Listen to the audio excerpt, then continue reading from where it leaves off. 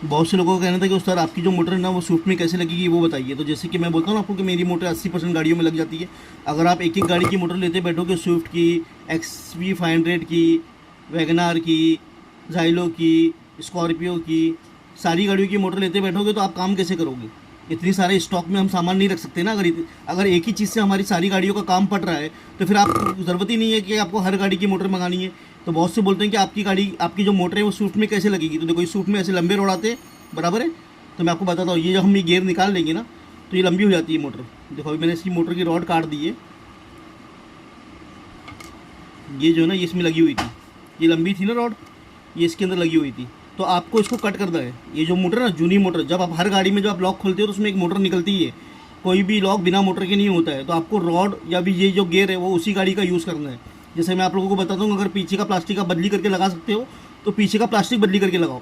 अगर ये प्लास्टिक बदली करने के बाद में अंदर अगर आर्मीचर ख़राब है तो फिर आपको गियर ही बदली करना है। तो गियर बदली करना है, तो जैसे इसकी लंबी रॉड है तो हमने इसको काट लिया और ये मेरी मोटर है। आपको उसका एडजस्टमेंट समझना होगा कि कितना एडजस्टमेंट होना चाहिए। अब इसके ऊपर हम इसको लगाएंगे,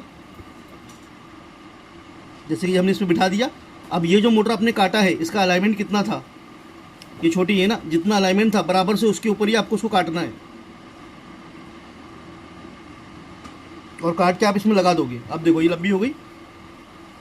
अब ये जूनी मोटर की रॉड लंबी थी, इसी को काट के हमने, आपको सिर्फ इसका अलाइनमेंट समझना है कि इसका रॉड का अलाइनमेंट कितना होगा और इसका गियर कितने पे बैठेगा, इसका एडजस्टमेंट है ऊपर नीचे कैसा है। ये जो गियर है यहाँ पर जो थ्रेड होता है ना, थ्रेड में जाके ये गियर फंस जाता है, ये बैठ जाता है। फिर ऊपर जो आपका पार्ट अंदर अटकना चाहिए ना, फंसना चाहिए जो आगे लीवर में, उसके लिए आपको उसको आगे से बड़ा रखना है।